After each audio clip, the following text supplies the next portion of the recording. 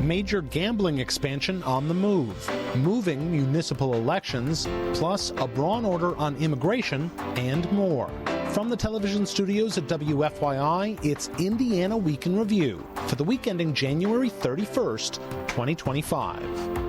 Indiana Week in Review is produced by WFYI in association with Indiana Public Broadcasting Stations. Additional support is provided by the Indy Chamber, working to unite business and community to maintain a strong economy and quality of life. This week, Indiana would fully legalize online gambling and online lottery under legislation approved by a House committee. And the state's casinos are split on whether to support the online gaming expansion. The bill would allow Indiana's existing casinos and racinos to offer casino-style games online and on mobile devices. Casino Association of Indiana President Matt Bell says online gaming is important to the industry's ability to grow its market. This is about an opportunity to meet players that we wouldn't normally meet within the walls of our casinos. But Oliver Berry, who represents Terre Haute casino owner Churchill Downs, says online gaming will cannibalize brick-and-mortar casinos that support local workers and businesses. Instead, it will primarily serve to benefit our state's tax coffers and the out-of-state operators who will realize larger profit margins. A legislative analysis of the bill estimates it could bring in as much as $221 million in state revenues by the second full year of online gaming. Is online gaming and lottery the right move for Indiana? It's the first question for our Indiana Week in Review panel. Democrat Elise Shrock, Republican Mike Braun, John Schwantes, host of Indiana Lawmakers, and Niki Kelly, editor-in-chief of the Indiana Capital Chronicle. I'm Indiana Public Broadcasting State House Bureau Chief Brandon Smith. Now, before we get to this topic, I want to acknowledge that the Indiana State Supreme Court Disciplinary Commission filed new disciplinary charges against Attorney General Todd Rokita today, Friday, as we tape this, just a little while ago. We will talk more about that next week. So back on this topic, Mike Braun, I need next week off. Is online gaming the right step forward? It absolutely is the right step forward. But before I go any further, I should disclose that I have several gaming interests in the State House who are all pushing really hard for iGaming. But generally, I mean, just the dynamics of the issue, it's not a partisan issue. No. The legislature really only takes up gaming issues once every 6 or 8, 10 years. When there's kind of a critical mass of things that need to happen. That's really kind of the environment we find ourselves in. There's been a multi-year push for iGaming, which would basically just expand the mobile games that are available right now, sports betting being the only one. This would expand it to other things. There was a hearing this week on moving the Rising Star Casino to New Haven, which is a hugely controversial issue. And there's some other things like charity measures, e-pull tabs. Can we put e-pull tabs in American Legions and VFWs? Or should we put slot machines in bars and taverns? So there's a lot going on in gaming right now. It's probably not going to go anywhere. Rod Bray, the president of the Senate, has been really cool on it, on any expansion. Houston's always said we're not going to make public policy decisions for revenue reasons. In gaming, that's the only thing you do. The only time you're making changes to gaming is when revenue is going down, which is what is happening in Rising Star with that casino. So there's a lot going on right now. I think the legislature will eventually go there. There's an illegal gaming market that they can't really ignore anymore. That's so prolific and kind of unabashedly promoted publicly. It's not a hidden market anymore. No. It's on television. Yeah. Ryan Seacrest is a sponsor. So it's getting serious, and the legislature's got to figure out when they're going to go that direction, not if. One of the reasons I love talking about this stuff is it is nonpartisan, or it's bipartisan in both directions. Yeah. Although my favorite moment from the hearing on the gaming expansion this week was the point you just made, was brought up a lot, which is there's this huge black market that exists in Indiana because it's not legal, where you can bet online on all sorts of stuff beyond what's legal for sports in Indiana. And, there's a black market. We know it's happening in Indiana. We need to regulate it and make money off of it. And Jim Lucas said, are you talking about gaming or cannabis? He has a point. He has a point. Is this the right move for Indiana? Well, I think in that hearing you also heard, it isn't partisan because the dissenting votes were from 2 Republicans that said, hey, we need to think about how easy we make this for people who have gaming addictions. Because now, instead of going to a place for gaming. And granted, I understand the black market situation where we are allowing this on a device that people have all the time. We know that screen time in itself is an addiction. So that is something we have to think critically about. As someone who has an addiction myself, I'm a recovering alcoholic. I purposefully do not keep alcohol in my home. I have to go out to get it. With this type of thing, everyone has a phone at this point, and most people have smartphones, so that's something to really consider with this type of legislation.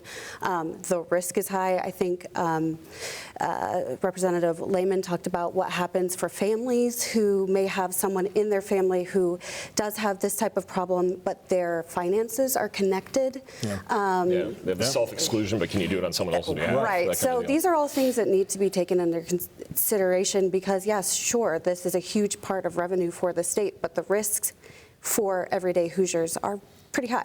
I didn't mention this in the package, but if you go online to any of Indiana Public Broadcasting Station websites, you can read more about what I wrote. A big part of this bill is the creation of a new problem gaming program for the state of Indiana that would be funded by casinos and by the lottery. I mean, we already have a problem gaming. Not really. Yeah, that's the point. I mean, this one would be funded way bigger, way more substantially. Maybe the gaming commission would run it. Be out of the gaming commission. It's a division of mental health now, right. But it's like, and it actually doesn't take, and it still leaves some of that stuff with the division of mental health, the stuff that comes from the sports wagering fund.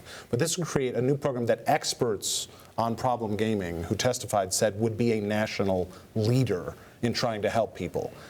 Is that going to be an important part of trying to convince some lawmakers who have exactly the concerns that Elise Well, I think you have to have it to even have a shot for the bill. You have to sort of have a balance. I want people to understand kind of what we're talking about when you hear like the lottery. And this started with the lottery. And it was like, well, if we're going to give this to the lottery, then we have to give it to the casinos, And so it doesn't just mean like you open up and you pick your Powerball numbers. Right. These are just literal electronic slot machine game. And every time you click it, 50 cents, 50 cents, 50 cents. And you'll just sit there and do that. Someone in the casino relocation hearing called it the fentanyl of gaming. Yes. And so, it is, I think, a lot more addictive than some of the other gaming options we already have in Indiana. Yeah, I mean, there's been studies that suggest that this sort of iGaming or even iLottery is more addictive than regular gambling in a casino or even the lottery at the grocery store. Both Speaker Houston alluded to this, but Senate President Pro Tem Rod Bray on yesterday when we talked to him made this very clear. You do not make public policy on gaming for revenue reasons. It's whether or not it's a good idea. On this one, though, in the time of a tight budget, maybe Rod Bray can say that, but lawmakers can think what they think. And will it convince some folks to, well, we could really use that money? Revenue has become a big part of it because that does produce a lot of money for state coffers. The gaming industry does. But there are other tangential impacts, jobs. Casinos have employees, and economic development for the businesses that are around the brick and mortar locations. If there is a decrease in traffic to those establishments and you represent one of those districts, all of a sudden this becomes an issue beyond just the dotted line from the proceeds of casino proceeds into the state general fund. There are other considerations. But this is a fascinating issue for all the reasons that you've talked about. It's not partisan.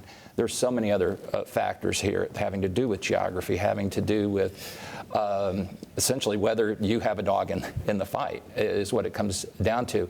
And the other thing that's fascinating about this industry, when you talk about so many of the things we talk about, certain types of insurance or solar and wind turbines or rail and trucking, those are somewhat monolithic. I mean, individually, if trucking's trucking, rail is rail.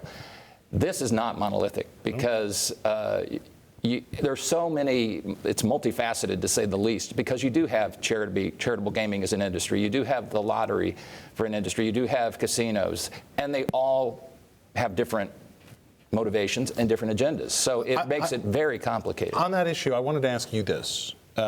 If you talk about this being a tough road to hoe this session, maybe, but while the online lottery is part of this bill, it's been talked about separately before, and there doesn't seem to be nearly as many objections to that part of the bill as there's obviously a fight over iGaming itself.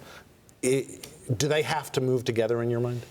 I think all of the interests at the table on the other items would say, hey, hang on a second, right, to Niki's point. Yeah. They did drop the ball that they could have done that administratively. They had an opinion that they could have done that administratively, but they informed the legislature right before the start of the 23 session that they were going to do it, and the legislature said, "Now without us, you're not." And they changed the law to force them to come back. And just to say, I'm not sure we can say that all gaming. I know the line that's often cited, as you pointed out, Mike, is you can't let revenue be a deciding factor. But let's remember how riverboat gaming came, well, quote unquote, what a quaint thought. Riverboat gaming first came into. It was the special session. It was the of the budget, 22nd session in 1993. Yeah. Went on June 30th, within hours of the end of the fiscal year, and what I presume would be the closure of state government. That came kind of out of nowhere and ended up in the budget bill. Yeah. So, I mean, it has a rich history of being part of a very fundamental cornerstone of revenue in our state. All right. Indiana mayors, city and town clerks, and councilors would be elected in presidential election years under a bill approved by a Senate committee this week. Elections for municipalities of at least 3,500 people currently take place in the odd-numbered years before presidential elections. Indiana Secretary of State Legislative Director Keegan Prentice says presidential election years have higher turnout than off-year elections, and he says there would be significant cost savings. Municipal elections, we see about 20% voter turnout. When we're talking about cost maximization, you're looking at multiple dollars, $10 per voter, whereas in a presidential election, you're spending less than 50 cents per voter. Mishawaka Mayor Dave Wood, a Republican, says his community spends about $40,000 for its municipal elections. I don't believe you can put a price on democracy, but that is a very small price to pay. Noblesville Mayor Chris Jensen, also a Republican, says local races would be buried under so many higher ballot offices. There's very little room for conversations about local school issues, police and fire, outdoor recreation, and quality of place. There is an opt-out in the bill for communities that don't want to move their elections. The local council would have to approve a resolution, with voters then approving a ballot referendum on the issue. Elise Shrock, is this a good idea? It doesn't seem like there's consensus on that. And I think it could really undercut local voices. When people go to the polls during election years, there's a lot of national noise, and that tends to trickle down. I'm afraid with a local election being moved under that same umbrella, we would lose sight of some of those local issues. I think this is also probably, from the Republican side of things, they're looking at this strategically. In presidential years, there's been higher Republican turnout. So if you're trying to take cities like New Albany, like Valpo, and others, putting the local elections under where you're getting more years where you're getting more of the vote seems to be probably strategic. I think this also is interesting to look at when you overlay another Senate bill. I think it's Senate Bill 284, which is really concerning to me because it takes early voting from 28 days down to 7 days. It decreases it by 3 weeks. So you're giving voters less time to vote. You are increasing the noise under which they can vote. That seems like a recipe for less informed voters and less time for voters to do the thing. That bill is going to be heard. Seems intentional. That bill's good. It is. After people do so many things over and over again, you tend to believe also have them. a hard time winning local elections. That bill that you just referenced is on the calendar for Senate elections on Monday. Should we? I see both sides of this argument. If you take the totality out of it, in a vacuum, I see the arguments on both sides for this, which is not a lot of people vote in these municipal election years, and it's good if more people vote. But on the other hand, I think it was Senator Greg Walker, Republican Senator Greg Walker, in the committee hearing who goes, I have a guy at my church that I see every week who asked me recently, is it tough traveling to Washington, D.C. every week? And he's like, I am a state lawmaker. I'm at Bible study on Wednesday evenings. State lawmakers know that they get tied to federal stuff. city officials don't want to be, and wouldn't this do that? Luke Kenley told a story once that he caught heat back home because he didn't go to D.C. to vote for the Clinton impeachment, and they saw him at home mowing his grass. And look, he's not in the Senate now. I struggle. I don't believe the three-dimensional chess that Elise laid out. We're not nearly that smart or coordinated. But I do see both sides of it. But I tend to disagree that we need to like start shoving everything into the high turnout election. Referenda, local leaders. At some point, and I tend to depart from Republican ideas that we shouldn't have full vote by mail. I'm not for reducing the window for early voting, but on the other level, it's like it's not really my job either to make sure that the guy understands that Greg Walker is not a U.S. senator. It's not really my job. Like, go do your job as a citizen. I'm sorry, voter turnout's 12%. Maybe that's the candidates. They're not excited about the candidates. Maybe they just don't care generally. And I do think that's a problem. I don't know how you turn the dials and the incentives in election law to fix that, other than voters just needing to be motivated enough to educate themselves and get engaged. Part of the argument for this bill is the cost factor. That's the County Clerks Association is in favor of it because they say, cities reimburse counties for the cost of running the election, but not for the cost of the county officials' time. Like, their employees' time is not compensated extra by the city, and they have to prepare for these elections, and it's costly for not a lot of turnout. That's the argument that the Secretary of State's office made. When we're talking about elections, are you buying the we might save some money argument? Well, could I cue up the quote we just had on gaming issues? Don't let revenue be a factor in the decision. I'd like to bring that quote back because I think it may or may not have been germane in that discussion. It's very germane in this discussion. I think if there's one thing we don't need to skimp on and find the cheap route, it's probably our elections. We already have people, for any number of reasons, real and imagined, that question the sanctity and the purity of our elections and the integrity of our elections. We don't need to go to the bargain basement to see how quickly. I mean, you could do it all online. Piggyback on iGaming. I mean, you could place your bet and then bet who's going to win the election and then put the vote right below it. Actually, in that gaming bill, they make it illegal to bet on elections. How dare they? Well, but I do think that you can't look at cost. And is there what's the straight party, straight ticket voting? What does that do in this bill? Because I'm guessing there are bills filed to end straight ticket voting, but I don't think they're going to. My point is this: if you really are just about, if there's no political motivation at all, no partisan motivation, then put that in this bill and let people have to force them to go down and find the mayoral candidate or the commissioner candidate rather than just. Except the Democrats in Marion County oppose that. Well, Republicans in Hendricks County oppose that. So you think that's not enough to offset? Let me ask this: in the committee hearing, in terms of where is this going to go, which is the question I'm going to ask. In the committee hearing, this is one of those, because you and I have seen this more than a few times, Niki. The vote was 7-2 along party lines, I believe. But at least 3 of the Republicans who voted in favor of this bill did it by saying, I don't know about this bill. I'm not sure I'm going to vote for it on the floor, but I'm going to move it along right now. I vote yes. Does that tell you a little bit more about where this might be headed? I mean, I think it just tells you that this one is pretty novel and very, very concerning. And I think a couple of things that weren't raised in that hearing that I think are interesting is also, what about county elections? Are we going to move those to the presidential year too? I mean, why not? Or maybe we need to combine counties and cities together for one. Also, the idea that they would make it an opt-in, I think is a terrible policy. Like, I'm a little like you, where I'm not sure where I fall on that bill. But the idea that half the cities would be doing You think voters are confused? Yeah, now? Exactly. Yeah. The idea of that was brought up by somebody who testified that said, and I don't think they were saying get rid of the opt-out. They were saying don't do it at all. Yeah. But it was, you want to make it even more confusing. What type of precedent does that set? Because you may not believe me that it's a strategy, and maybe it's not a strategy when it's just a party philosophy, because every single year we see bills that affect voters and not in a good way. So what type of precedent would something like an opt-out set for every year when voter rights are on the chopping block and it's for some and not others, and what does that look like? Sadly, the people who opt out more often than not are the voters themselves who don't take part. So I don't know how we fix that problem. Time now for viewer viewer feedback. Each week we post an unscientific online poll question, and we want you to vote on should Indiana move city and town elections to presidential election years? A, yes, or B, no. Last week we asked you whether Indiana should continue cutting the individual income tax as state revenues grow by at least 3%. 49% say yes, 51% say no.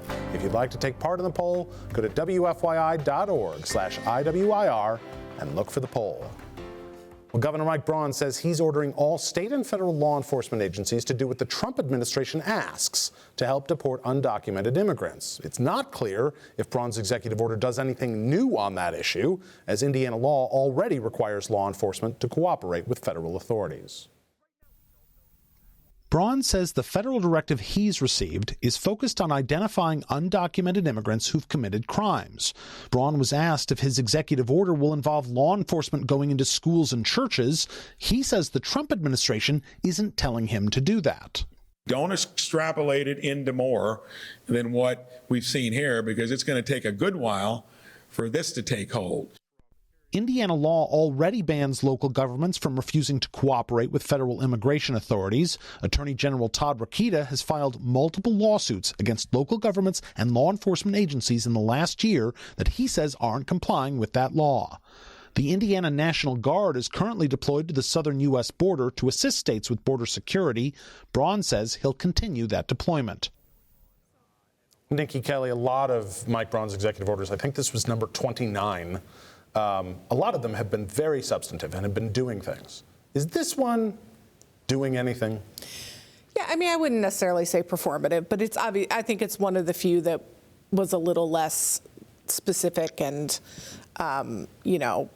having actual impact. Now, I will say we do have law that says the locals have to cooperate with federal. But I do think there's a difference between cooperating when ICE calls you up and asks you questions and local law enforcement proactively sending them information when they arrest someone for, something else on the side of the road.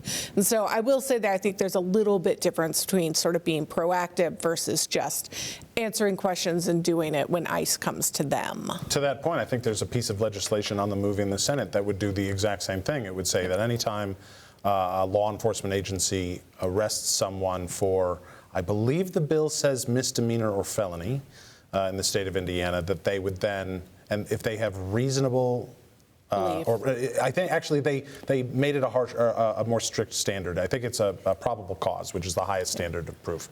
Probable cause to believe that person is in the country without documentation that they have to tell federal authorities. So is this clearly just following along with what the Trump administration is doing? I think it's probably is performative, and it probably plays well with a large number of people. And this shows how you can't look for consistency in philosophy or principle in politics, because, states' rights operating independently is good until it isn't. Home rule at the local level is good until it isn't. Sometimes you want local officials and local prosecutors and sheriffs to be able to have some wiggle room. Sometimes you don't. That's just a statement of the obvious that this is one of those issues where there's no philosophy. It's very selective on what your approach is. Braun was asked about this idea of police going into churches, going into schools, and he said repeatedly throughout that press conference, you heard the quote, "Don't extrapolate this." I'm not being asked to do that. We're not doing that. But we're seeing that happen across the country. So why should we believe that that's not going to be happening here in Indiana? It could happen here in Indiana, and it probably is going to happen.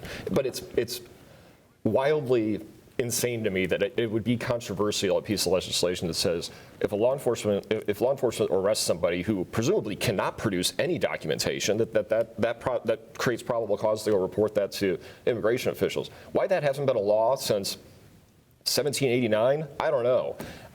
And what we're seeing here, of course, it's Trump, so it's always extreme. But he's only in office because voters.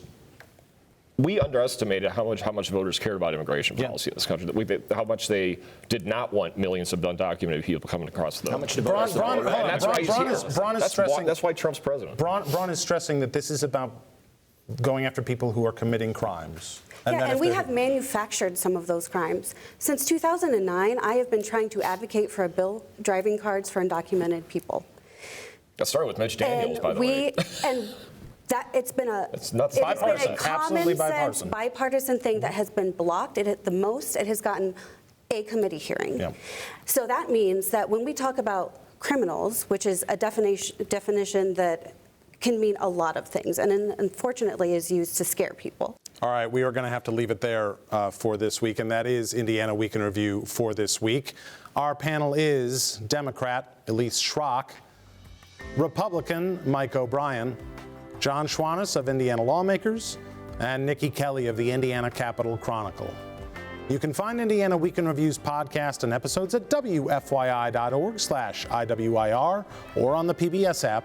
I'm Brandon Smith of Indiana Public Broadcasting. Join us next time, because a lot can happen in an Indiana week.